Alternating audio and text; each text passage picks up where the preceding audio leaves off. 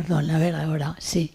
La segunda mesa de debate pues, es la arquitectura, esa disciplina mestiza que se aproxima a la ciencia y al arte. También hay uno de los ponentes hoy, Jesús Zatón, pues también te saludamos, ¿no? Y la tercera mesa de debate lleva por título pues, los retos del siglo XXI, los grandes retos del siglo XXI y sus protagonistas. Estas serían las tres mesas que conforman las jornadas. Yo, de todas maneras, la coordinadora ahora va a definir un poco la metodología de la mesa y va a presentar a las personas que hoy están presentes aquí colaborando. Solo nos queda agradecer al público y decir que tendréis luego la oportunidad, porque abriremos un turno de palabras, de preguntar a todas las personas que están aquí en la mesa, pues diríamos aquellas cuestiones que os hayan parecido de interés. Y termino que para mí es un privilegio poderles escuchar hoy aquí, porque compartir el conocimiento pues es un regalo que efectivamente no nos dan todos los días. Adelante cuando queráis.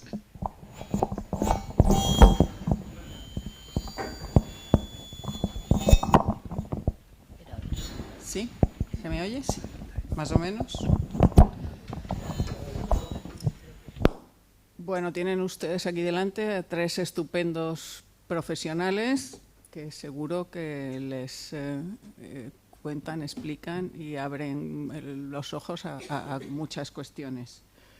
No sé si presentar a los tres o presentarlos de uno en uno para que así no se les olvide quién son cada uno de ellos. Así que he pedido subir y bajar y dejar al ponente solo durante el rato de la exposición, ¿no? Pero no hace falta que os vayáis ahora nos vamos los tres si acaso. Bueno, sí. Sí.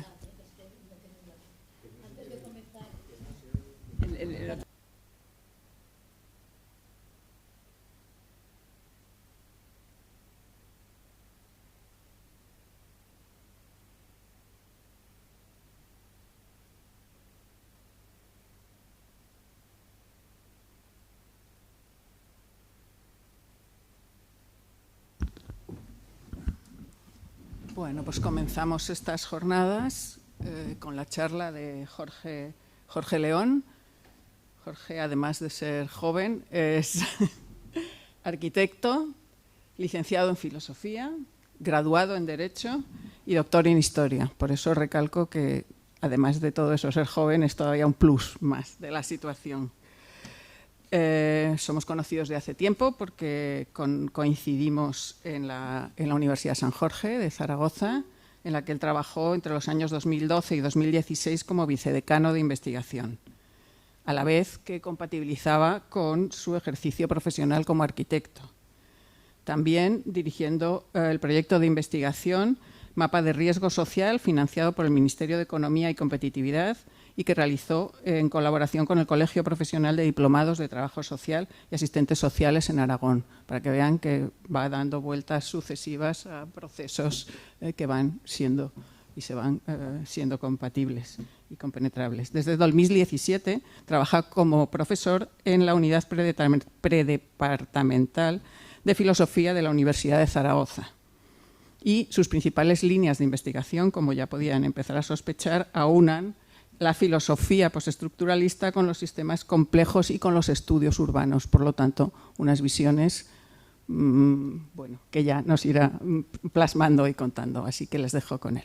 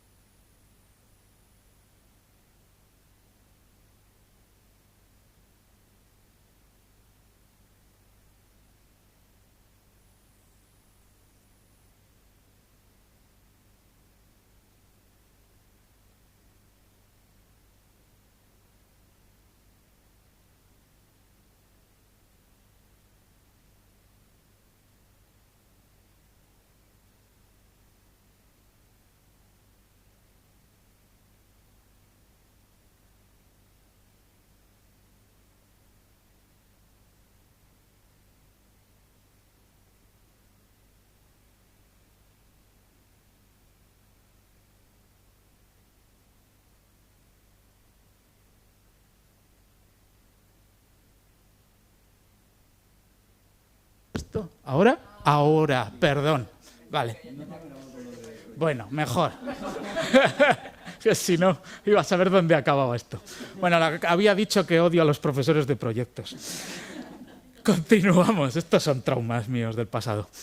Entonces, cuando te aproximan a la belleza de la arquitectura, normalmente te ponen imágenes. Imágenes, además, monumentales, como estas. A mí, cada vez que veo estas imágenes, no me dicen nada, porque a otra cultura les podrá resultar feas. A nosotros nos resultan bellas, de acuerdo, ningún problema, independencia de personas. Nosotros hicimos un análisis sobre los puntos de vista panópticos que controlan el flujo de personas, dónde pueden entrar los usuarios y dónde no, qué nivel de vidrio por metro de partición de cerramiento existe, cuál es la distribución, cómo está pensado el organigrama de estos edificios, como si fueran máquinas para distribuir personas y generar conductas. Porque en un edificio porque le llaman iglesia, te tienes que quedar callado en lugar de ponerte a jugar a los bolos. O porque todos tenemos internalizados que en las bibliotecas hay que estar silenciados y además sentarte donde te puedes sentar y si no te tienes que ir. Son cuestiones muy útiles y muy banales, no digo que no, pero son dispositivos para el control de la conducta. Nos basamos en un filósofo que fue de los que formó parte del giro espacial en los años 70, filósofo, historiador, psicólogo, que era Michel Foucault, y en sus textos más próximos al espacio diferenciaba entre técnicas de control y gobernanza disciplinares y técnicas de control y gobernanzas biopolíticas. Otros los llamaban securitarias, sociedades de control, etc. Ahora parece que la disciplina obliga, impone y es autoritaria, y la biopolítica permite libertad y emprendimiento. Pero si entras ahí, y sobre todo a cómo la arquitectura las ha aplicado, en realidad las dos son técnicas para promover determinada conducta deseada y que alguien se quede el valor que esas conductas producen. En el caso de la disciplina, veis que ponemos dos tipologías grandes, el panóptico y el ritual como secuencia de espacios, cada uno con una biblioteca paradigmática diferente que los arquitectos conocen, las arquitectas, porque son muy conocidas. Pero ¿qué hace la disciplina? La disciplina jerarquiza el espacio, lo parte siempre en interior y exterior claramente definido. Tienen posiciones en las que controlas todo el espacio público desde un único punto porque todavía no había sistemas de videovigilancia. Y además normaliza, crea modelos. En arquitectónico, tipologías, equipamientos públicos concretos. Un hospital funciona así y tiene esta tipología. Una universidad funciona así y tiene esta tipología. Todas las sillas mirando a una persona que tiene autoridad y los que escuchan callados, como ahora. En cambio, la biopolítica empieza a permitir una mayor libertad de movimientos. Pero cuidado, porque aquí hay una trampa. Toda esa libertad está controlada. Han puesto dirían los ingenieros, unas condiciones de contorno en un sistema determinado para darte mayor libertad. Puede ser por interconexión de espacios caótico, que lo hemos denominado rizoma, por un filósofo que nos gusta mucho, o con un espacio plano en el que la flexibilidad es máxima y parece que puedes acceder a todas las zonas del edificio. Pero es mentira, hay muchas a las que no. En este de abajo de la meseta estaban incluidas dentro de la estructura para despistar más todavía. Y esta nueva arquitectura biopolítica, aquí ya no se individuan los espacios, sino que los límites entre interior y exterior se difuminan, se deconstruyen. Las jerarquías pasan a funcionar como sistemas complejos que no tengo tiempo de explicar, que son heterarquías, pero donde la indeterminabilidad aumenta mucho. El panoptismo cambia por interconexión y libertad de flujos. Y lo que eran crear tipologías y normalizaciones se acaba convirtiendo en crear singularidades. Pero todo ello para que por una conexión o mayor conexión de las conductas de las personas emerjan, que es la palabra mágica, nuevas conexiones o nuevos valores, externalidades, dirán los economistas, que no habían sido previstos. Pero lo que sí se ha previsto es que todo el valor que esos emergencias produzcan, se va a capturar de una manera u otra. La arquitectura, por supuesto, no es el único sistema biopolítico, pero es uno más. Forma parte de una gran cosmovisión occidental y además está en la base porque está en la cotidianidad de nuestros hábitos y nuestro inconsciente espacial. Sí que he intentado buscar ejemplos para que esto no sea tan crítico con la arquitectura vamos a buscar ejemplos de arquitecturas libertarias. Y claro, en los años 60 y 70 decían, venga, vamos a hacer arquitectura participativa, urbanismo participativo, para que los usuarios participen en el diseño y que no sean dispositivos pensados desde arriba para controlar lo de abajo. Y claro, aunque había congresos muy bonitos hubo en los años 60 y 70, luego todas las prácticas que se llevaron a cabo fueron un fracaso. Hubo un segundo intento en los años 80-90 con algunos arquitectos más artísticos y sibaritas, como uno se llamaba Bernard Sumi, que era suizo, y que decía, vale, no podemos hacer que los usuarios participen en el diseño y proyección de la arquitectura porque requiere muchos conocimientos técnicos, administrativos, burocráticos, etcétera, pero podemos darles un tortazo con el espacio y sacarles de sus hábitos espaciales. Y diseñó muchas estrategias proyectuales a las que puso nombres anglófonos, cross-programming, disprogramming, transprogramming, etc. Problema: este señor acabó exponiendo más en los museos de arte que construyendo edificios, porque era una visión muy académica. Entonces, ¿de qué me gustaría a mí que se hablara o se empezara a hablar en la arquitectura? Pues de que desarrolláramos un nuevo sentido de belleza. Yo al menos lo he logrado, aunque me ha costado salir de ese imaginario arquitectónico, para que nos empiecen a parecer bello toda aquella espacialidad basada en el uso del programa de un espacio que vaya directamente contra las intenciones que los arquitectos o la administración pública, los propietarios, han planificado ese espacio. Por eso, como ahora trato mucho con poetas y poetisas, he tratado de terminar esta intervención con una frase poética sobre cómo veo yo como arquitecto la belleza. Y para mí la belleza, la justicia y la resiliencia más cárnicas o más materiales que soy capaz de concebir, lo definiría como un muro de ladrillo, no cara vista, sin enlucir, construido sin licencia municipal por los ocupantes no propietarios de un solar abandonado por falta de rentabilidad inmobiliaria. Si queréis luego lo comentamos. Muchas gracias.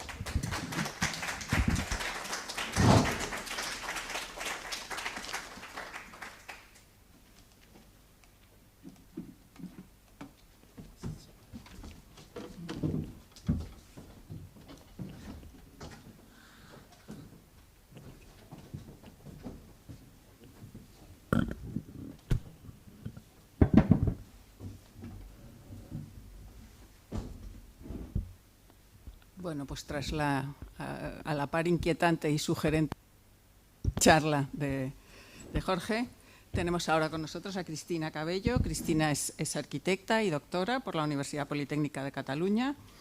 Ha sido profesora en la Escuela Universitaria de la Almunia, en los estudios de arquitectura técnica. Ha sido profesora en el grado de arquitectura de la EINA, de la Escuela de Arquitectura e Ingeniería de aquí de Zaragoza. Y siempre en esta doble faceta que coordina la docencia con su actividad profesional, tanto en obra pública como en obra privada, pues ha ido evolucionando a lo largo de su carrera profesional. Lleva un tiempo tratando de fomentar la rehabilitación de edificios, participando en diferentes foros, viviendo la rehabilitación de viviendas de una forma que combina tanto el sector de la construcción como el de la sostenibilidad. Y ha estado participando en el proyecto de observatorio de la Ciudad 3R y en la antena de observatorio para la Comunidad de Aragón. Durante este último año ha sido también coordinadora de las oficinas de apoyo a la rehabilitación del Colegio de Arquitectos de Aragón. Así que les dejo con ella, que vamos a pasar a otro chip, no por ello menos interesante. Yo también traía, cuando a mí me propuso, bueno, lo primero, daros las gracias a la revista, a la asociación, a Pilar, por estar aquí. Yo, en el momento en el que estaba de mi vida, cuando vi el programa, dije, a ver qué cuento, porque todo lo que yo hago es como práctico, como seguramente es justo y sostenible, pero no sé si es bello o no es bello. Entonces, pero bueno, vamos a ver cómo lo planteo. Ay, el micro. ¿Está encendido? Me lo acerco más. Los del streaming. Ahora mejor. Bueno, pues eso, ¿no? Entonces, yo tenía que hablar de rehabilitación porque es lo que llevaba haciendo todo el tiempo. Y es verdad que en ese momento yo tenía un debate sobre la belleza y que tenía que ver sobre si estábamos haciendo bien las cosas con la rehabilitación energética. Y dije, pues ese es el que voy a poner encima de la mesa, ¿vale? Entonces, pues eso, cambiar un poco el chip, aunque tenemos cosas en común, ¿no? Porque venimos de la línea de construcción, de construcción, y a lo mejor también nos cuesta un poco entender determinadas maneras y metodologías de hacer de proyectos. Tengo muchísimas transparencias y veis que me paso un poco en el tiempo, paro, porque yo lo que traigo aquí es un poco lo que se está haciendo en rehabilitación energética aquí en Zaragoza. Entonces quería traer como muchas imágenes para verlas, para llenarnos y para a lo mejor en esa segunda parte pues debatir un poco si es lo que hay que hacer, ¿vale? Entonces, si no controlo mucho los tiempos, entonces me decís. Bueno, esto simplemente era para enmarcar por qué se estaba hablando ahora tanto de rehabilitación energética, pues porque había mucho dinero europeo que venía con los fondos Next Generation. Estas son las cantidades, 33 millones y 40 millones de euros que vienen a Aragón para utilizarlos en rehabilitación energética, y eso ha supuesto que haya un impulso para hacer rehabilitaciones energéticas de los edificios. Estos son los niveles de ayudas que se están dando ahora. Justo, además, la semana que viene se acaba la convocatoria de petición de ayudas por las comunidades de vecinos.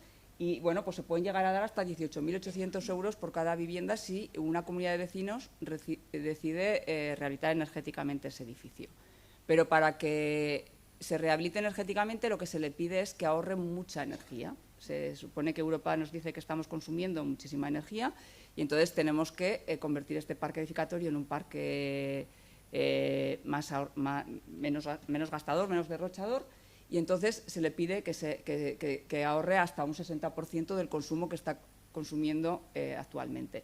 Estas imágenes, como no sabía si el público que tenía eran arquitectos o no arquitectos, era para explicar un poco, que las tengo porque cuando vamos a las comunidades de vecinos a decirles que rehabiliten, les contamos que hay que poner un jersey, y les decimos, usted tiene la fachada así, sin aislante, y tenemos que ponerle un jersey a la cubierta y a la fachada. Entonces, bueno, como no sabía muy bien el público que tenía, pues las he puesto aquí, que veo que hay muchos arquitectos, entonces, bueno. Y estos son los distintos sistemas para ahorrar. Se puede aislar poniéndole un jersey por fuera del edificio, poniéndole un SATE, que es lo que se ha hecho en la mayoría de las soluciones que se han hecho aquí en Zaragoza y que os voy a contar ahora. O se puede aislar por el interior o se puede poner aislante en la cámara. Pero la cuestión es que los edificios que yo os estaba contando ahora, y lo había titulado hablando de la vivienda social de los años 50 y 70, entre los años 50 y 70, que es, aquí en Zaragoza, por ejemplo, hay como alrededor de 8.000 viviendas de este intervalo, de esta vivienda social. Y constituye lo que se llama grupos urbanos, grupos de conjuntos de interés, ¿vale? Entonces, estos conjuntos de interés son precisamente los que se van a rehabilitar y los que se les va a poner ese aislamiento por fuera. Entonces, esas son las imágenes que os voy a pasar ahora. Vamos a ver. Bueno, estas me las voy a saltar. Aquí os presento un poco estos conjuntos urbanos, esta vivienda social de los años 50 o 70, para que la veáis sin rehabilitar, ¿no? Para que la veáis en su estado original, cuando se construyó, o imágenes más actuales. Hay en Zaragoza 21 conjuntos declarados por el Plan General como conjuntos urbanos de interés. Y entonces estos conjuntos tienen pues, determinadas características que las hacen que tengan determinado valor patrimonial, ¿vale? Pues, por ejemplo, pues que son organizaciones, porciones de ciudad, que están como muy organizadas de forma que, además de las viviendas, pues tienen espacios interurbanos que permiten que tengas unos espacios libres dentro de tu vivienda y que funcionen como verdaderos barrios de ciudad. O, por ejemplo, que se diseñaron en ese tiempo de Franco, pues con unas calidades de habitabilidad que hacen que las viviendas, por ejemplo, sean perfectamente ventiladas, pasantes, con unos diseños, bueno, tienen muchísimos valores que las hacen a estas viviendas pues, con determinadas características de calidad, por decirlo así. Aquí veis algunos, el Grupo San Jorge, Ciudad Jardín, Estas con Vivienda Unifamiliar, General Urrutia, o por ejemplo que este tiene una categoría un poquito especial. El Grupo Salduba sí que está catalogado como bien cultural, ¿vale? Y estaría dentro de esta vivienda social. Aquí he recogido un poco todos esos valores que os decía, pues que son el reflejo corresponden a una situación en que había que darle alojamiento a la clase obrera, ¿no? de los años 70. Y estamos ya hablando, de 8.000 viviendas. Bueno, quiero pasar un poco, bueno, esto es un poco la gente, ¿no?, que vivía allí. Viven, todavía hoy en esos grupos sociales pues intercalan los primeros pobladores, gente mayor, los descendientes, hay un público también inmigrante. Aquí es a mí se me identifica mucho con el barrio de Balsas de Ebro Viejo, que es donde he hecho algunas de estas rehabilitaciones, ¿no? Entonces, esta es una de las primeras reuniones cuando fuimos a esa comunidad a convencerles de rehabilitar. Bueno, voy a pasar ya a ver imágenes de esas rehabilitaciones de vivienda social. Por ejemplo, esta se hizo en el 2010 en Zaragoza. En el 2010, antes que en España se hiciera ningún tipo de rehabilitación energética, pues aquí ya fuimos como referentes. Y la Sociedad Zaragoza Vivienda hizo unos proyectos piloto, entre ellos que es en Alférez Rojas, este proyecto que es de Ana Morón, de IDOM. Y entonces aquí lo que se hace a estos conjuntos urbanos, para que gasten menos energía, pues lo que se hace es colocar aislante por el exterior. Aquí se colocaron 5 centímetros de aislante por el exterior. Entonces, esta es la imagen antes, una imagen muy característica, el ladrillo caravista, y esta es la imagen con el aislamiento por el exterior, y bueno, aquí también se suprimen las barreras arquitectónicas, y aquí es un poco la imagen de los ascensores, ¿no? Bueno, este es uno de los que se consideran más bonitos, de los que se han hecho. Este es el Grupo Girón en Las Delicias, de Mar Arquitectura, y aquí, pues para proteger el aislante que se colocaba por el exterior, lo que se hizo es colocar una fachada ventilada imitando un poco el ladrillo, ¿vale? Entonces, esta es un poco la imagen de esas soluciones. Yo me he centrado, en otras charlas que doy, cuento más datos del aislante y de lo que se coloca, pero aquí quería un poco pues verlos, ¿no? Y luego ver si lo que estamos haciendo, o abrir el debate de si lo que estamos haciendo era bonito o no, ¿no? Este es el Grupo Picarral, y aquí la verdad es que desde el estado inicial al estado reformado, aparte de que ha cambiado un poco el color, pero se mantenía pues la estética de lo que se ha hecho. Pero si bien es verdad que solamente se cubre con aislante lo que tenemos pintado en rojo, por lo tanto, del aislamiento del inicial al final, pues cabría duda de cuánta es la eficiencia que se consigue, porque esos puentes térmicos, esos pilares de ladrillo siguen ahí. Otro más en el Grupo Alférez Rojas, también con el estado inicial y el estado final. Vale. Otro también en el Grupo Alférez Rojas, con este SATE también intentando reproducir los colores del ladrillo. Os cuento ahora los que he hecho yo, que son los del Grupo de Balsas de Ebro Viejo. Este es Peñaoro del 2, este es el primero que hicimos allí, el estado inicial de los bloques. Ninguna de estas viviendas, que están construidas en el año 69, tienen aislamiento y además no tienen ascensor. Entonces, las rehabilitaciones lo que hacen es las dos cosas: suprimen el ascensor y colocan un abrigo por el exterior, un aislante. En este caso eran 8 centímetros de lana de roca. Esta es la fachada posterior de ese mismo bloque. Y bueno, todos estos grupos están protegidos y sí que tienen como unas normas, ¿no? Lo que nos dice la Comisión de Patrimonio es que intentemos reproducir con los ATES, con los aislamientos que se colocan, esa estética inicial de los bloques. Bueno, esto era el interior de ese bloque. Esto es un poco la situación para que veáis las termografías que se hacen en estos bloques antes de aislar y cómo se ven todos los pilares y todos los forjados y por dónde se pierde el calor y la energía antes de aislarlos.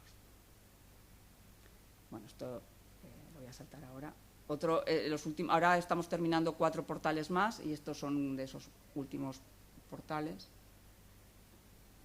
Este sería el bloque antes de actuar y este es el bloque nuevo ya aislado. Esta es la fachada principal y en este caso el ascensor se ha colocado por la fachada posterior y la imagen de la fachada posterior es esta, y se han colocado unas galerías que han aumentado el tamaño de las viviendas. Y bueno, tiene como una doble entrada, ¿no? Aquí se coge el ascensor y se entra a través de los salones de las dos naves. Bueno, esto es un poco más imágenes de esos edificios. Y estos son los niveles de ahorro que se consiguen, ¿no? Si inicialmente consumían 400, pues ahora estamos consumiendo 150, se ahorra como el 60% del consumo. Y bueno, yo había traído un poco estas historias porque, o estos, que eran lo que yo estaba haciendo ahora mismo, pero sobre todo pues porque ahora hay un debate puesto encima, ¿no? Estos son unos artículos que sacaron hace poco en el periódico, ¿no? Que nos dicen, con esto de la rehabilitación energética, estáis acabando con algo que es una seña de identidad de la construcción aragonesa y de estos conjuntos urbanos que estábamos diciendo que tienen un determinado valor patrimonial.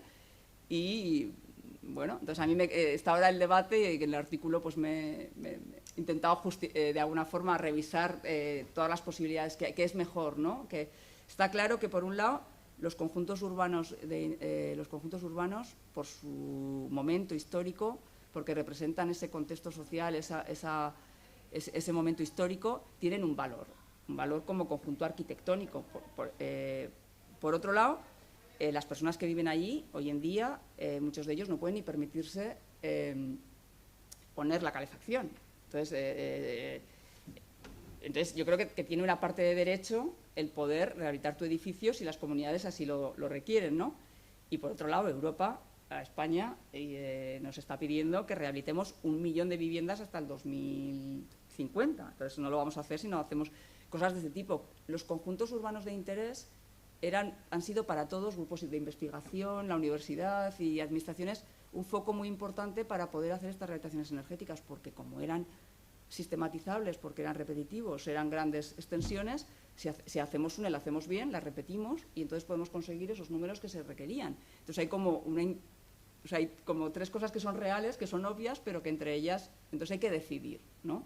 ¿Qué es lo más importante, ¿no? Que yo defiendo que cuando hacemos estas cosas, no todas están igual de bien hechas, y pues añades unos valores añadidos a los valores que ya tienen los conjuntos, que son muestra del momento en el que estamos, ¿no? Y que por ahí tendríamos que ir. Eso no quita que cuando un arquitecto interviene en un edificio existente, pues según su grado y su valor, pues intervenga de una manera o de otra, y habrá conjuntos pues que requerirán una cosa y otra. Entonces, bueno, este es el debate que dejo para la mesa un poco para todos, y yo me quedaría un poco aquí, suficiente.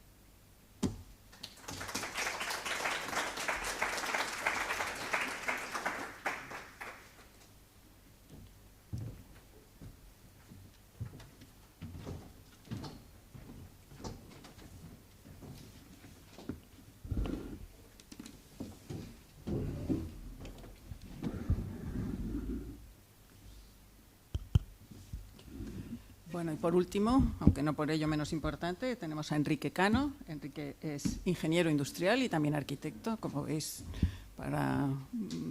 no sé si para bondad o maldad salen arquitectos debajo de las piedras y encima de las mesas.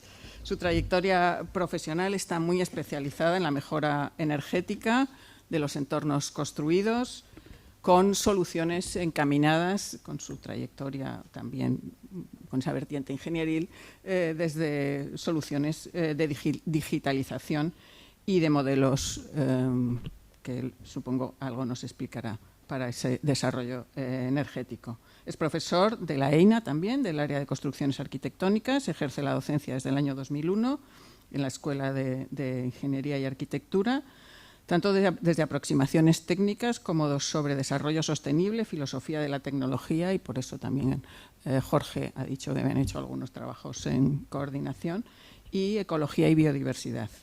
Es miembro de varios grupos de investigación, las Smart Cities Lab, el Whole Lab de la I3A, y desarrolla trabajos de investigación y transferencia como los proyectos de Sensorizar, espero decirlo bien, y SensoUZ, con los que se pretende construir campus inteligentes y biosostenibles en Aragón. Así que les dejo con su seguro inteligentísima charla. Y no apago el micro. Muchísimas gracias, Belén, por tu estupenda presentación. No sé dónde sacáis tanta información. Y muchas gracias a todos por estar aquí.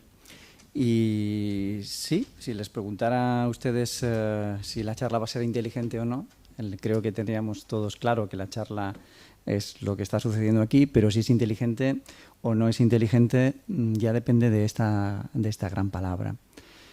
Cuando estamos pensando en los desafíos que pueden surgir en el siglo XXI o cómo estamos trabajando en arquitectura, estamos convencidos Desde luego que la inteligencia artificial va a cambiar muchos de los paradigmas. Ha cambiado mucho la tecnología, como nos ha dicho Jorge, pero lo va a cambiar y lo va a cambiar a unos ritmos altos. Mucho se habla de edificios inteligentes, mucho se habla de ciudades inteligentes, pero cuando decimos esto de inteligente, realmente podemos ir al diccionario de la RAE. Es una cosa que Jorge siempre me había prohibido, pero así lo entienden ustedes mucho mejor, ¿no? Porque tiene algo que ver con la conciencia, con la capacidad reflexiva y con la toma de decisiones, ¿no? Autónomas, de hecho, de alguna manera. Y cuando hablamos de una ciudad, ¿cómo podríamos entonces definir qué es inteligente? ¿Puede tomar decisiones autónomas? ¿En qué sentido? ¿Se puede autogobernar o simplemente autogestionar el tráfico o lo delimitamos a las redes de abastecimiento? Surgen como muchas preguntas que son necesarias para definir este término, si realmente nos va a afectar o nos está afectando tanto como estamos viendo ahora. Aristóteles, hace 2500 años, pues intentó decir que había una serie de categorías que yo creo que perduran en el inconsciente de casi todos, y hizo pues un rango, ¿no? Es decir, de la materia inerte, que no es inteligente en absoluto, los vegetales que no se mueven, y la parte de inteligencia para Aristóteles y movimiento es muy interesante, no tienen apenas inteligencia, pero son capaces de adaptarse, y los animales un poco más, y los humanos pues todavía, bueno, aunque esto va corriendo solo, no sé por qué esta presentación corre sola, los humanos, pues como somos capaces de tomar decisiones conscientes, pues muchísimo más inteligentes que el resto. Esto también sirvió para algo muy arquitectónico, que es el sistema cartesiano, inventado por un señor que se llama Descartes, en el que hizo una separación, una distinción muy clara entre cuerpo y alma y mente. Entonces, los humanos somos los que realmente somos inteligentes y los demás no. La pregunta que surge con alguien que les recomiendo su lectura, que es Stefano Mancuso, un italiano, un biólogo, se pregunta si los vegetales son poco o mucho inteligentes. Si son poco inteligentes y tiene que ver la inteligencia con la capacidad de adaptación, la verdad es que lo llevan haciendo muy bien en la Tierra durante los últimos 3.000 millones de años. Entonces es algo bastante sorprendente. Esto es de hoy, me gusta improvisar, entonces esto es de hoy y dices, ostras, si lo dejamos todos nos puede pasar como con Wall-E, ¿no? Y convertirnos en unos vagos, gordos y simplemente malcriados, ¿no? Voy a ir rápido, pero casi me da vergüenza porque aquí está uno de mis grandes maestros y catedrático de inteligencia artificial, pero vamos a seguir hablando como si no estuviera él aquí. Pero para definir lo que es un sistema en ingeniería, pues hay que tener unos objetivos, hay que saber qué es lo que quiere resolver con esa inteligencia, con ese sistema, con ese proceso, con ese mecanismo, con lo que sea. Entonces, ¿quién define lo que es lo que quieres? ¿Cuál es el sentido de ese edificio? ¿A qué se tiene que dedicar? ¿Cuál es el cometido principal de la arquitectura? Sería la pregunta. Si no tenemos esa pregunta, será muy difícil que respondamos a algo que es inteligente. Entonces, hay que definir primero para qué queremos nuestros edificios, nuestros campus, nuestras ciudades. Seguramente, en el vídeo, al principio, ha salido la palabra habitar, que nos damos habitación, pero ¿cómo nos damos habitación? ¿Para un control biopolítico o para ahorrar energía, como nos ha contado Cristina? Sin embargo, la inteligencia biológica no actúa así en absoluto. Actúa en un entorno con alta incertidumbre, no tiene un sentido claro, o por lo menos no lo vemos, aunque no sea más que autorreplicarse. No sabemos cómo las máquinas se pueden autorreplicar. Hablamos de fenómenos complejos, pero sobre todo hablamos de soluciones abiertas. Hay diversidad. Encontramos que uno de los fenómenos más extraordinarios que encontramos en la naturaleza es que, lejos de converger, diverge. Cada vez es más complejo y más distinto.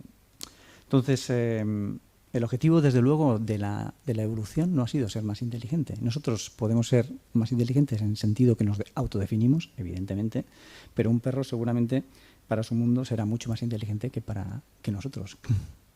Y no os digo una planta. Entonces, ¿qué es en entornos construidos ser inteligente?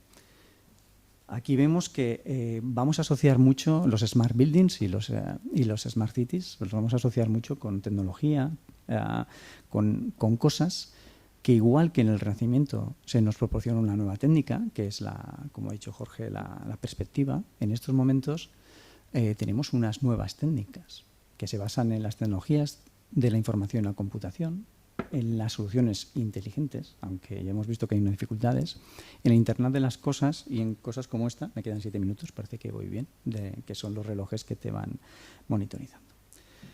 Aunque no soy un experto en cine, veo muy poco cine, le recomendaría esta peli. Me da un poco de vergüenza porque los arquitectos normalmente hablan de esta peli, pero que es de Tati, mi tío, pero os aseguro que la segunda no hablan los arquitectos. Pero en esta, aparte de hacer el contraste entre si las casas son blancas, le corbuserianas y el habitar de que proporcionaba la construcción antigua, que creo que parte de la conversación que nos ha propuesto Cristina va por aquí.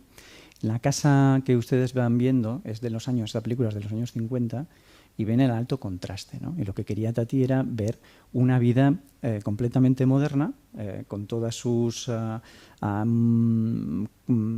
automatismos. Empezaba a decir que en la cocina, las vajillas, las ventanas se abrían solas, aquí había una fuente que funcionaba con un sensor, etcétera, etcétera, frente a la vida urbana y el gran contraste entre estas dos.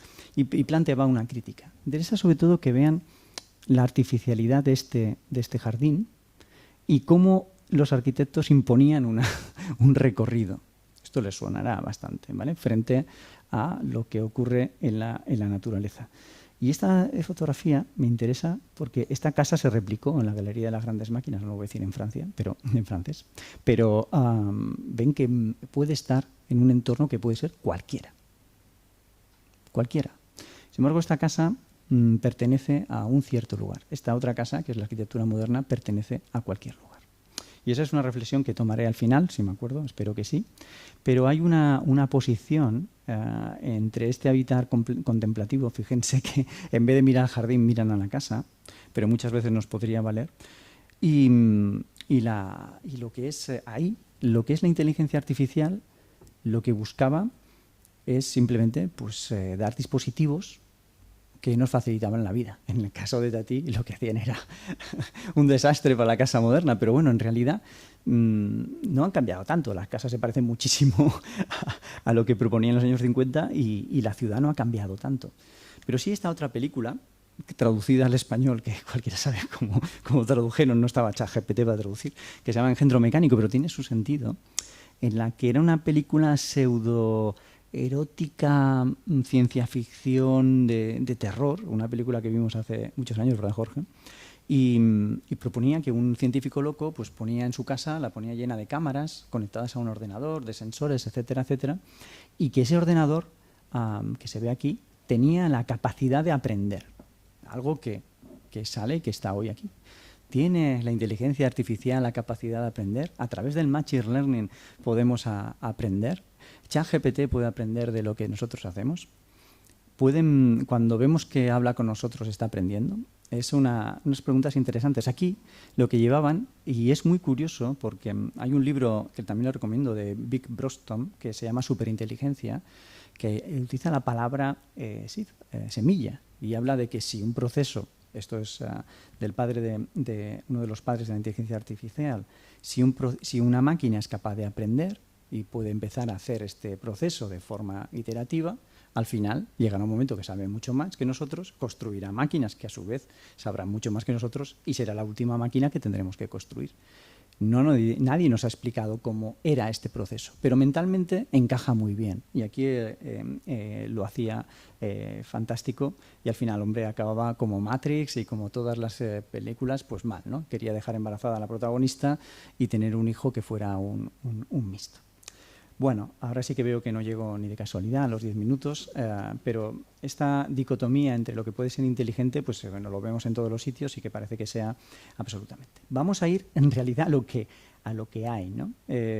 Lo que hay es que tenemos un parque edificatorio, porque la arquitectura es una de las tecnologías que más perduran en el tiempo. Esto puede durar 5 o 6 años, los edificios pueden durar 500, incluso 1000 habitados.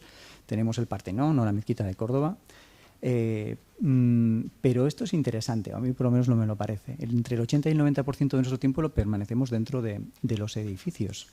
La calidad del aire interior es bastante mala, como estamos viendo aquí con algunas mascarillas, y creo que aquí precisamente es bastante mala por cómo, no por mi reloj, sino cómo lo estoy percibiendo.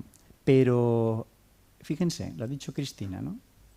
Si tenemos que renovar edificios, pues al ritmo que vamos, las cuentas nos salen 300 años, al ritmo de renovación de edificios, solo para adaptarlos a una normativa de eficiencia. No os estoy diciendo nada de calidad del interior.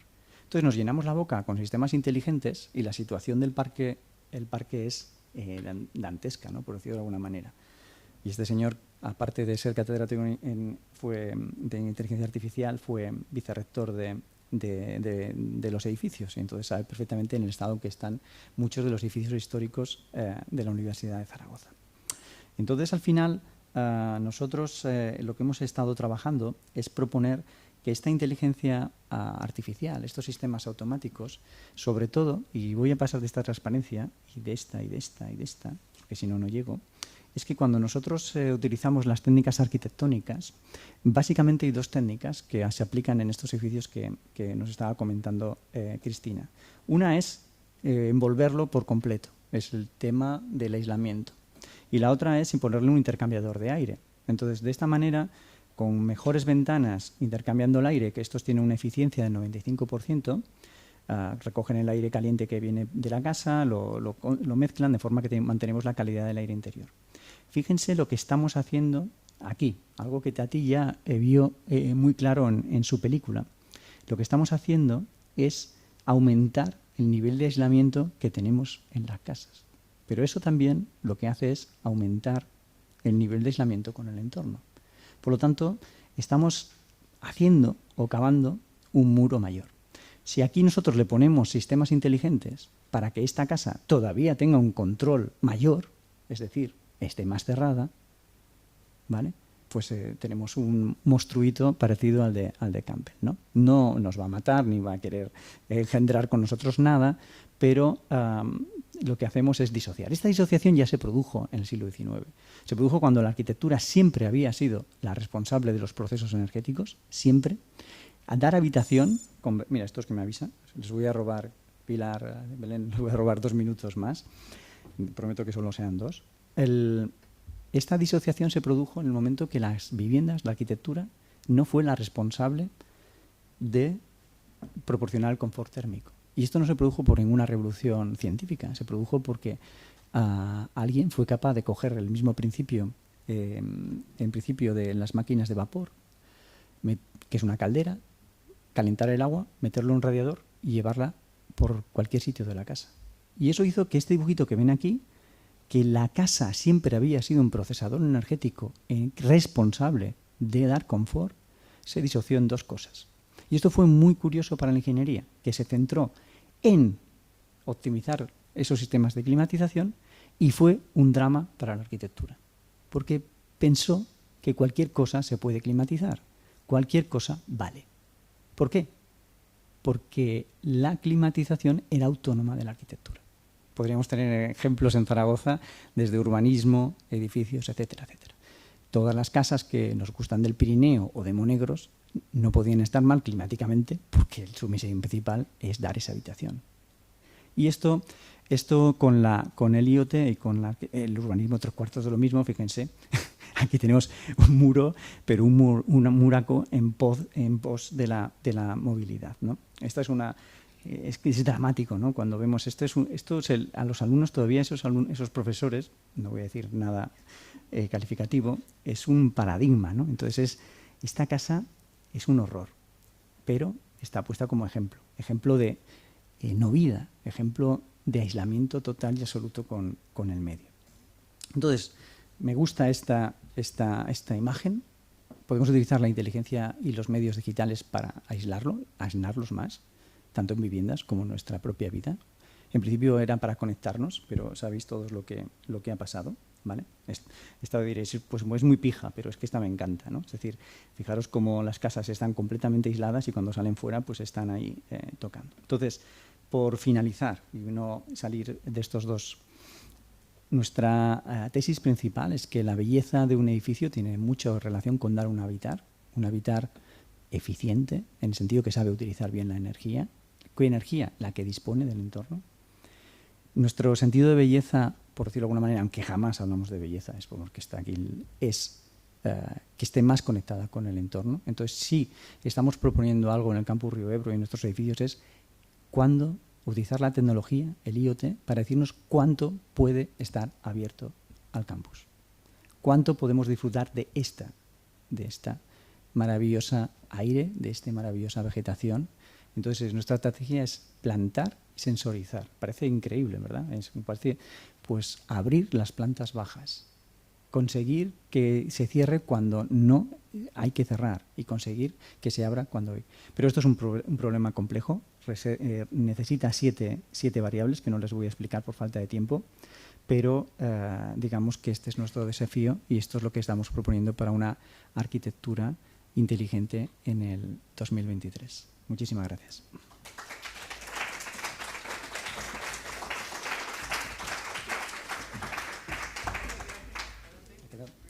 Uf, 13 minutos, lo siento.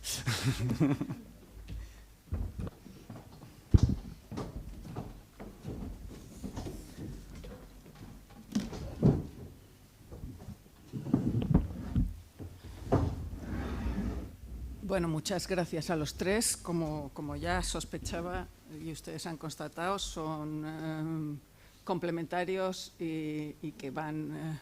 y yo creo que el orden en que han hablado ha sido más o menos casual, pero sin embargo creo que ha ido compenetrándose muy bien entre los tres. Ha sido una cosa casual, pero yo conforme iban hablando iba pensando, pues oye, ha resultado bien que fuera por este orden. Seguro que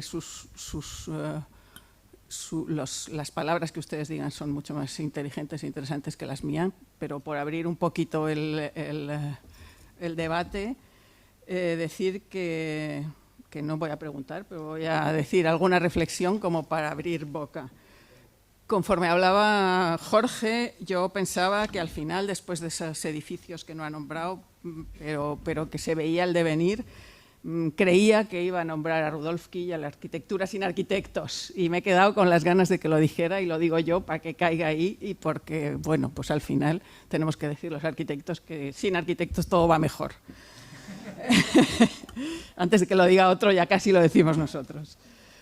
En sus inspiradoras reflexiones, pero yo creo que en el caso casi de los tres, para mí, en algunos puntos inquietantes, yo pensaba cuando hablaba Cristina sobre si todos esos encauzamientos de estamentos superiores que nos dirigen la vida, haciéndonos diseñar edificios que no controlamos todo lo que controlan la vida, si también esos fondos europeos tienen una parte de control vital. Yo alguna vez me lo he medio preguntado. ¿Cuánto todo esto que ahora es el paradigma de la verdad y de lo eficiente y de lo energético es una nueva vida que hemos decidido darnos a nosotros mismos o que se nos ha impuesto? Pues no sé, yo ahí lo dejo eso como una cuestión. Y por último, porque ya no me quiero enrollar más, pues hace unos pocos días he estado visitando en Madrid la exposición de la Fundación ICO de un arquitecto premiado Pritzker del 2018, creo, un autor hindú que había sido discípulo del Corbusier, que no sé decir su nombre, su apellido es Doshi, pero prefiero no meterme en jardines, en el que él se preguntaba, ¿dónde está? Tomaba unas notas que les digo un poco y ya me callo. ¿Dónde está nuestro hogar? ¿Qué es público y qué es privado? ¿Cómo involucrar a la comunidad? Me parecen preguntas como más de una persona que entra en otros mundos que en el de profesor de proyectos que ponía entre comillas Jorge. Conseguir despertar sentimientos de pertenencia y comunidad. Arquitectura como una disciplina expandida y necesariamente con otros campos, cosa que hemos estado viendo aquí con lo que decían ellos. Arquitectos técnicos y también arquitectos que trabajan, en que su trabajo aspira tanto al pensamiento filosófico y profundo como a la proyección cultural y ética. Me parece que va un poco con esas tres palabras, esos tres conceptos que decían los organizadores de la jornada. Y dicho esto, les dejo que pregunten, comenten y nos digan cosas con un micrófono que creo que está por algún sitio. si alguno de vosotros quiere empezar. Pues entonces voy a preguntar yo y os paso luego. La pregunta va para Cristina. En el tema de la rehabilitación, tú has comentado que por una parte, con determinadas rehabilitaciones lo que podía pasar es que se perdía el patrimonio cultural de esos edificios, pero por otra se conseguía un mayor beneficio para los usuarios. Entonces yo la pregunta que te hago, ¿no sería posible compatibilizar las dos cosas? Es decir, por una parte que los usuarios tuviesen esos beneficios y por otra parte que la rehabilitación se hiciera de tal manera que se pudiese reconocer ese patrimonio cultural en ese tiempo y en ese espacio. A ver, aquí lo he explicado muy rápido, pero es verdad que en el análisis un poco del artículo sí que he tratado de repasar con más calma los sistemas tecnológicos que hay para aislar. Porque al fin y al cabo Europa nos pide que aislemos. Entonces, yo no creo que haya ningún sistema ahora mismo en el mercado, si le tiro un poco a Enrique porque o a Fernando, que está allí, que pueda mantener intacto el patrimonio, los valores culturales, los valores estéticos de los edificios iniciales, a no ser que sea una aplicación del aislamiento por el interior. No. A no ser que sea una aplicación por el interior. ¿No? Podemos aislar por el interior y mejorar las condiciones energéticas de los edificios.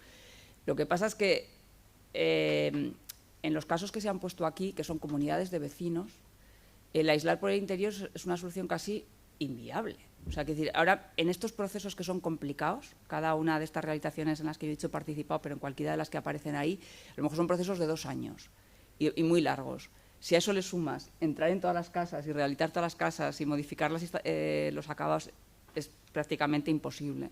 Entonces, yo entiendo que si al final lo que hay que hacer, porque nos lo mandan, o porque realmente las comunidades buscan una calidad de vida mejor, que yo creo que la consiguen cuando se aíslan los edificios, pues hay que renunciar a perder un cierto valor de lo existente, que pasará por ganar otros valores, ¿no? que tengan que ver con el momento actual. Esa es mi opinión un poco, ¿no? Y es mi opinión, que a lo mejor es diferente de otros, y que mi duda viene, ¿cuánta gente tiene que opinar sobre este tema, ¿no? Quiero decir, el arquitecto de urbanismo, el de patrimonio, el periodista que escribe, el arquitecto que hace, el propietario de no sé qué, las fachadas que tú decías antes, ¿de cuántos son? ¿No? Las fachadas de los edificios. Esa es mi duda, que no tengo. De todo el que la mira. De todo el que la mira, de la ciudad, ¿no? De todo el que pasa y se puede sentir dolido porque un edificio es feo, ¿no? O porque una rehabilitación está mal hecha. Entonces, eso es lo que no tengo respuesta, pero me parece que... Yo no hacía categóricas afirmaciones, solamente lanzaba, cuestiones. Lo que sí que me he dejado y que me gustaría un poco puntualizar es, conforme hablaban, yo muchas veces creo que todos los que hemos hecho proyectos y hemos hecho obras nos hemos preguntado, pero me demanda belleza o sea, la belleza es una cosa un poco que en general a los arquitectos nos parece un poco cursi como para decirlo así, pero me demanda lo que yo le voy a querer ofrecer. Y había un arquitecto conocido que decía, lo importante es dar liebre por gato en vez de gato por liebre. Él quiere gato, pero yo le voy a dar algo mejor. Pero a lo mejor ellos lo que entienden por belleza, y no digo, tampoco quiero generalizar, pero a lo mejor la belleza es el ascensor, la belleza es estar calentitos, la belleza es no tener que poner una máquina de aire acondicionado y gastar una pasta cuando además en la ventana se le va todo el calor y todo el frío. Es que la belleza pueden ser otras cosas, aunque también la belleza puede ser dejar el ladrillo visto. Sí, bueno, pues es que ahí la cosa empieza a complicarse. Creo que Fernando levantaba la...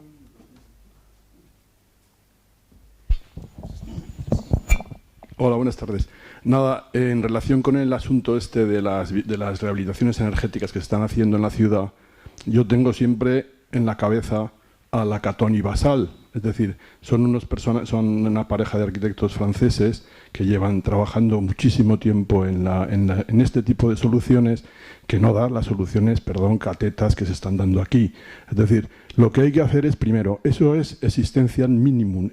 Alexander Klein generó en los años 40, 50, después de pasada la guerra, un libro de prototipos de vivienda, es decir, en el que había viviendas de 32, de 42, de 38, de 38,5, de 38,7, es decir, ejemplificó y tipificó todas las viviendas que hay. Entonces, los modelos que se construyeron durante el franquismo son modelos absolutamente, vamos, para tener a la población totalmente triste y gris y completamente, vamos, metida dentro de una caja de zapatos. Entonces, el problema de esta arquitectura es lo que tiene. Entonces, por más bonito que le pongas el ascensor, aunque sea de Thyssen, es decir, me da igual, es decir, el problema es que ellos van a tener sus 43 metros, que es un espacio que no se puede ser feliz ahí. La arquitectura genera la felicidad y el estar a gusto en el espacio, como por ejemplo este espacio tan horroroso en el que nos han metido.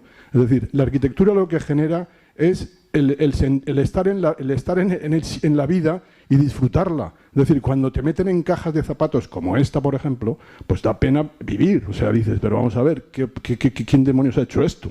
Por ponerme un poco con el ácrata ese que hay ahí, el filósofo ese, el listo este.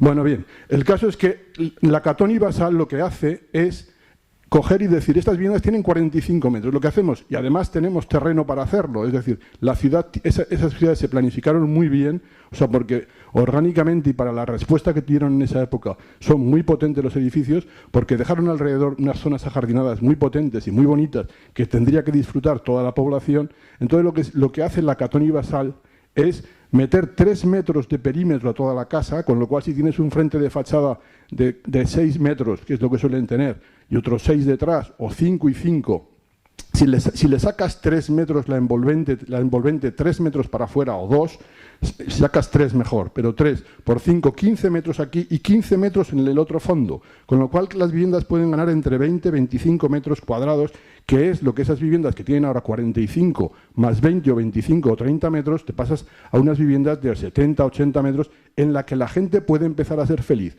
En segundo lugar, los costos son muy parecidos, por cuanto se mantendrían las fachadas con sus ladrillos, con su todo tal y como está, porque al meterle un cristal a 3 metros de fachada, haciendo por ejemplo con chapa colaborante y una estructura miesiana como el pabellón de Barcelona, que a mí me parece de las obras más bellas que se han hecho en arquitectura, por más que no térmicamente sea una cosa de eso, pero vamos, en 1929 construir eso es de una elegancia y una sobriedad que, vamos, desde luego a mí no se me ocurriría en ningún sitio decir que el maestro Mies van der Rohe es una cosa que ha hecho una obra mala, porque vamos, eso sí que tampoco, señor Enrique Cano, tampoco lo llevo bien.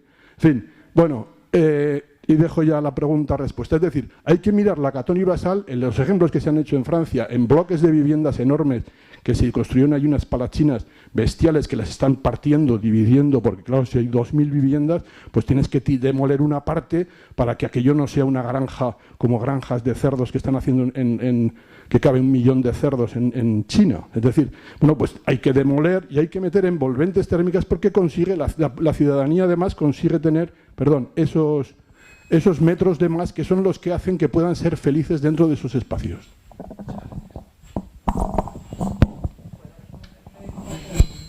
Sin tampoco querer, yo no quiero decir, hay gente que no es arquitecto aquí, que a lo mejor tiene ganas de decir qué dicen estos, yo qué sé, no lo sé. Pero Fernando, eso ahora mismo aquí en Zaragoza no se puede hacer, ¿vale? No se puede hacer. Porque urbanísticamente no está permitido. Pero es que urbanísticamente si hay unos zopencos en urbanismo, pero claro, es que no se puede. Pero como nos han dicho los de arriba que no se puede hacer, ya no se puede hacer. Bueno, pues bien, pues seguiremos envolviendo. No, pero que sepa la gente que no se hace, no porque nos dicen que se nos haya ocurrido, sino porque. Hombre, pero por Dios, es decir, que ese modelo no se puede hacer aquí es porque no se ha presionado con la suficiente fuerza para que cojan el modelo francés. Es que no están viendo la carrera que es príncipe de la arquitectura. Es decir, que no es un señor de Soria que ha hecho. Es decir, que si la normativa en este momento está desajustada con respecto a la relación de la mejor solución que se puede hacer en este tipo de conjuntos, joder, pues que cambiese la normativa, hágase un plan general que el del 2007 que tenemos, o no sé de cuándo, el reformado del 12, o no sé qué hicieron. Es decir, coño, cójase, cámbiese la normativa, hágase unas aplicaciones, esto, y sistematice el producto que está haciendo Francia en todas sus viviendas que tiene construidas en los años 50 y 60, cuando fue el éxodo urbano, o sea, el éxodo urbano.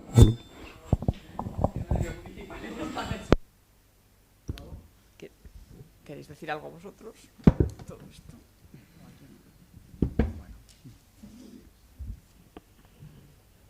Sí, por alusiones.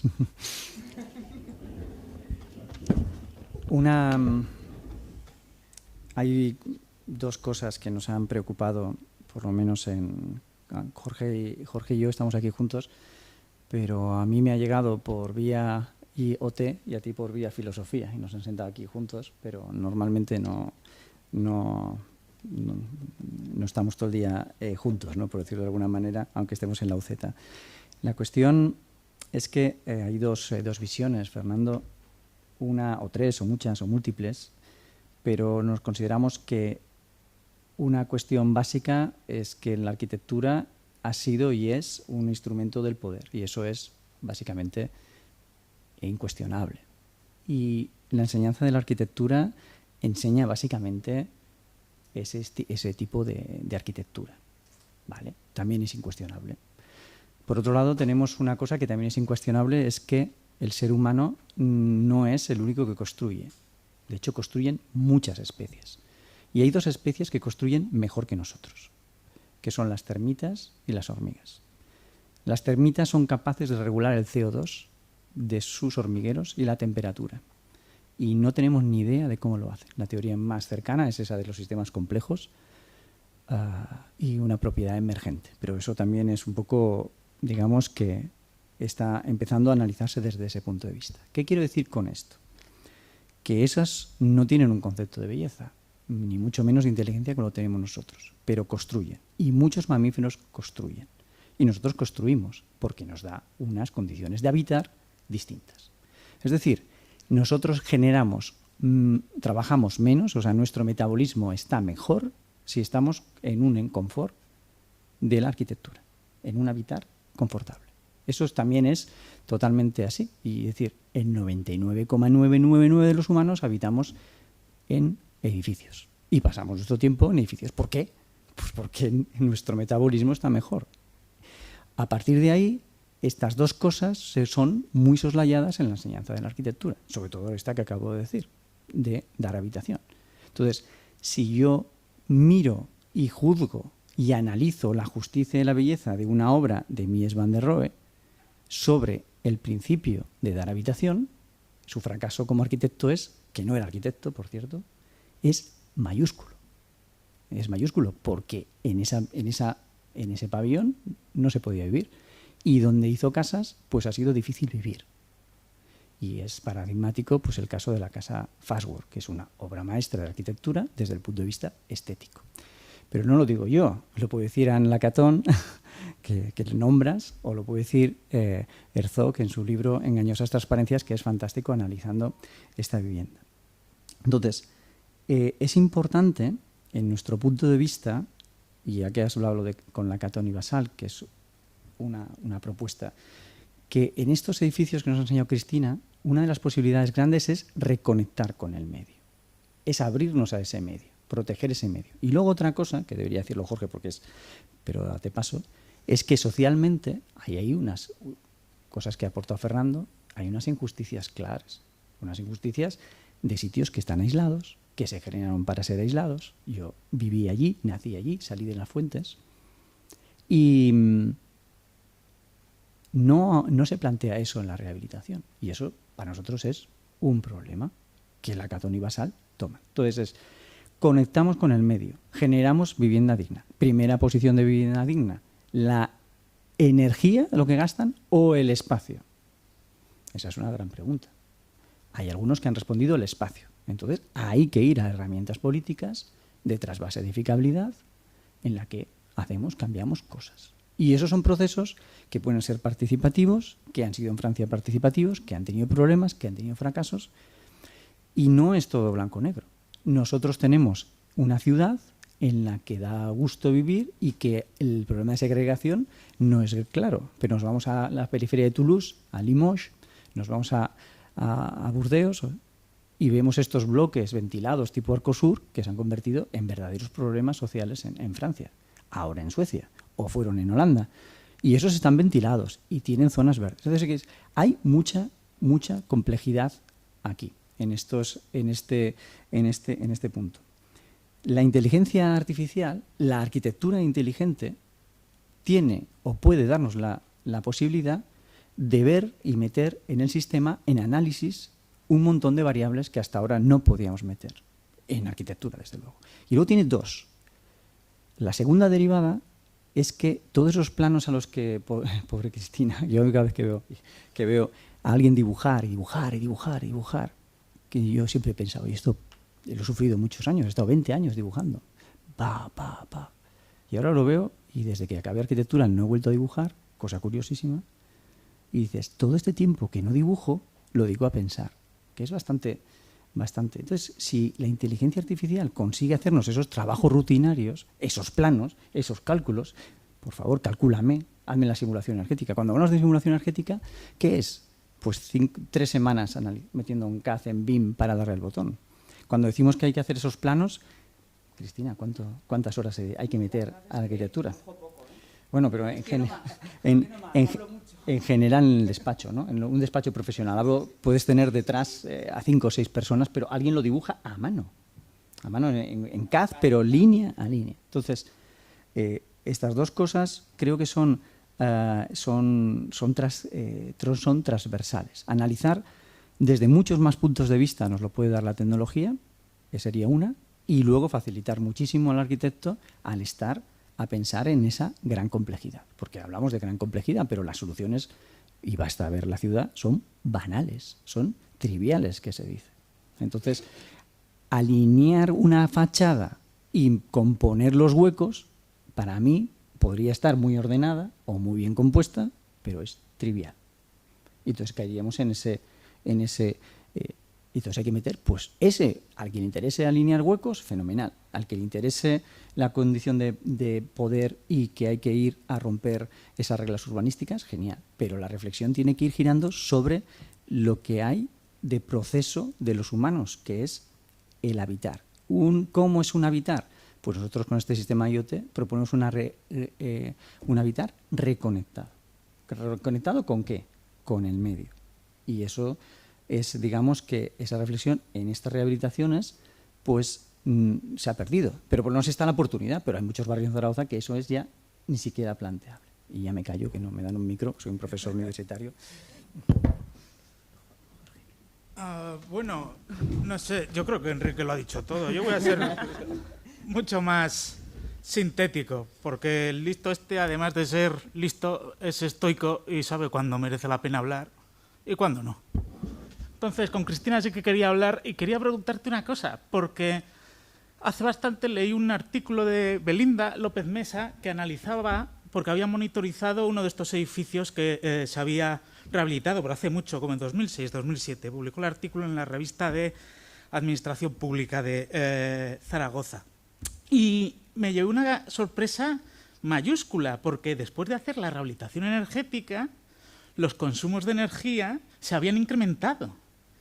Y la razón parece ser que era porque antes vivían con pobreza energética, calentaban un par de habitaciones, ahora no hemos mejorado la eficiencia energética, hemos mejorado la calidad de vida de esas personas. Entonces, pero claro, los objetivos que pone la Unión Europea parece que se nos han distanciado aún más. No sé si seguís monitorizando, si este problema sigue existiendo o si nos lo podrías comentar brevemente. Contar un poco mi experiencia. A mí me gustaría... Yo he trabajado en el barrio de Balsas de Ebroviejo y lo digo ahora por si alguno está oyendo, porque es verdad que Balsas de Ebroviejo es privilegiado. Quiero decir, era un barrio que se hizo en tiempo franquista, pero con cierta componente privada, y las viviendas mínimas son de 50 y tantos, pero la mayoría son de 70, pero las hay también de 80 y tantos, y hay torres que tienen hasta pisos de 100. Y cuando tú vas a esos bloques sin rehabilitar, te encanta como arquitecto. O sea, es decir, porque tienes 3, 4 dormitorios, 2 baños, tienes doble ventilación, los espacios están degradados, los espacios interurbanos, pero te imaginas todo aquello rehabilitado, participando de los espacios, con el colegio, con las piscinas, con el centro cívico, con todo eso, y dices, bueno, lo ves rehabilitado, lo ves convertido en un barrio francés, en un barrio...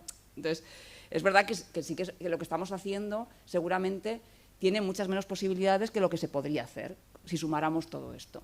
Yo os cuento, porque yo llevo desde el 2017 ahí como en la calle y los procesos son muy duros, ¿no? Y luego, y también es verdad, tanto Balsas como el resto de los conjuntos de vivienda social serían muy apropiados y se están haciendo investigaciones para sistematizar, para aplicar la inteligencia, lo estándar, pues porque es algo que se puede repetir y que si buscamos la mejor solución la podemos repetir, pero hay una cosa que no se puede repetir y que es el factor humano, lo que tenemos dentro, los señores que viven allí, las personas que viven, y te encuentras todas las posibles situaciones, variables y sobre todo el factor económico, la realidad socioeconómica y estas realidades que estamos poniendo aquí son muy caras, son caras. Y aunque hay mucho dinero europeo, hay mucha parte que hay que pagar desde el punto de vista privado. Y entonces a veces todo eso se complejiza mucho más. Yo a veces digo que habría que aplicar la inteligencia o el Big Data a estudiar la población y cuando entraríamos a una comunidad sabríamos por el tipo de gente si al final la vamos a rehabilitar o no. ¿Vale? Entonces, si analizamos las personas, diremos, pues tenemos capacidad para poderlos convencer y hacer, ¿no? Porque la solución la podemos optimizar, buscar y relacionar. Estamos intentando nosotros hacer, sin llegar a la Cota Universal, esas galerías que estamos haciendo y que están muy bien aceptadas por la gente. Las personas de los bajos hasta ahora nunca nos querían ayudar, o sea, decían, no queremos poner ascensor, no queremos rehabilitar, pero no han tenido nunca un balcón y ahora tienen una galería, ¿no? Entonces, bueno, entonces quiero decir que yo tengo una experiencia con el grupo como muy privilegiada en ese sentido porque las casas tienen un mayor tamaño y algunas condiciones que son buenas, ¿no? Iba a decir alguna otra cosa, ya me he metido con esto y se me ha olvidado de lo que estábamos diciendo, no sé, ya la recuperaré. Bueno, un poco esto.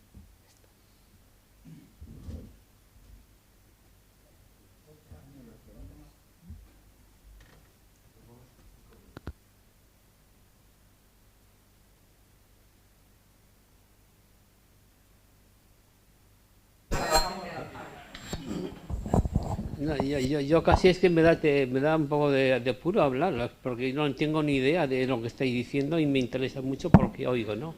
Pero hay una cosa que desde la formación que yo tengo, algo que ha dicho Jorge antes, y es la arquitectura como instrumento de poder y como control del ciudadano. ¿Qué significa eso? ¿O cómo controla la arquitectura? ¿En qué consiste la arquitectura como instrumento del poder? ¿En qué nos afecta o cómo nos afecta? Porque, claro, en relación con esto has mencionado un poco a Foucault, por ejemplo, y yo a Foucault sí que lo entiendo un poco, claro que sí, pero no me lo planteo en relación con la arquitectura ni con el instrumento de poder de la arquitectura, ¿eh? A ver si me puedes aclarar algo sobre esto. Bueno, hay muchas entradas que se han realizado y estudios que conciben la arquitectura como una herramienta o un dispositivo del poder, pero ya que te gusta Foucault, podemos precisar un poco, aprovechar la pregunta y precisar un poco cómo lo concebía él. Él dio un par de cursos unos años, si los quieres consultar, uno creo que se titulaba Seguridad, Territorio, Población, era de los años 70, y decía, mira, hay distintas maneras de gobernar, hay estilos o paradigmas de gobernar. Uno era el paradigma soberano, que denominaban, que era alguien dice la palabra con autoridad, se transforma en ley y se supone que todo el mundo tiene que obedecer. Problema, que en el siglo XIII, siglo XV... asegúrate tú, obliga a las personas a obedecer la ley. Tienes que tener un ejército y una administración muy pública, muy desarrollada, y no estaba. Entonces, los análisis de Foucault respecto a la arquitectura como herramienta de poder coinciden con el desarrollo de las administraciones públicas de los siglos XVII y XVIII, especialmente, en el caso francés, porque eran los archivos que él consultaba. Y su teoría era que, a partir de una racionalización del espacio, desarrollo de la perspectiva, de la geometría, tipificación y normalización de determinados edificios que se van a ir produciendo entonces, hospitales, sanatorios, cárceles. El ejemplo paradigmático que pone es el panóptico de Jeremy Bentham, que no sé si lo tienes en la cabeza, pero no era una cárcel. Se construyó con un uso de cárcel, pero era un sistema pensado para cárceles, hospitales, viviendas, cualquier tipo de edificio público que tuviera que ser controlado por unos administradores. Y la teoría es que toda la arquitectura sirve, con ese paradigma del panóptico, para reinsertar ciudadanos o educar ciudadanos para que desarrollen unas conductas determinadas. ¿Cómo? Sintiéndose que tienen que tener un tipo específico de conducta en cada edificio. A mí me pasa, yo soy muy ateo y muy ácrata, pero entro en una iglesia y me quedo callado y escucho. O entro en una universidad y si entro como profesor o entro como alumno, tengo comportamientos diferentes. Y una de las cuestiones principales del paradigma disciplinar duro de los siglos XVI, XVII, XVIII que desarrollaba Foucault es que te dice, mira, cada vez más los edificios se están utilizando para individualizar y aislar, ya no el edificio entero, sino individuos, por cárceles, por mesas individuales de estudio. ¿Por qué? Porque cuando un individuo, su cuerpo mismo, está aislado, es muchísimo más controlable y autocontrolable. Al final, somos nosotros mismos quienes controlamos nuestras conductas y, milagrosamente, muy mal tiene que estar hecho un edificio para que no llegues donde el arquitecto quiere que llegues y que no entres o que entres donde el arquitecto quiere que no entres. Hay un montón de metros cuadrados en este edificio que ni los vamos a ver nunca, pero ahí están y se suelen usar desde administración. Entonces son máquinas, dispositivos que ayudan a inculcar conductas, sin que venga alguien y te tenga que estar dando collejas por detrás porque te has comportado mal. Entonces esto es, en 10 minutos es un poco... Pero los ejemplos paradigmáticos que pone Foucault de arquitectura, además del panóptico, está una ciudad fábrica que era Les Salines des Chaux de Ledoux y que tenía otra vez la misma estructura circular, en el centro el jefe de la empresa de las salinas, en lugar de ser un edificio cárcel con los vigilantes en el centro, era una ciudad fábrica con los empresarios, los patrones, en el centro. Entonces, estamos muy habituados a esta arquitectura y creo que la hemos internalizado.